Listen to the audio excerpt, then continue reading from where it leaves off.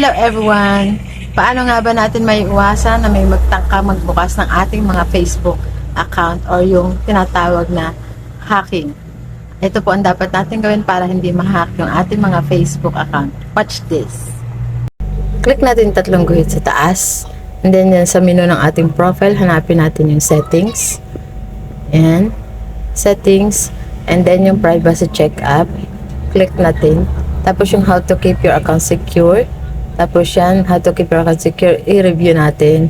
Yung, kung okay yung password natin, escape, and then next natin yan. Okay naman yan. Yan na lang po, yung two-factor authentication. Click natin get started. At yan, mamili po tayo ng gusto natin gawin. Mas madali po para sa atin ay text message. Magte-text sila para makareceive tayo ng code. Yan, continue. Yan, magbibigay po tayo dyan ng number. Tatype natin and then pag na-confirm natin, magsasend sila ng 6-digit code sa number at ilalagay natin diyan. Yan. Click continue. Yan.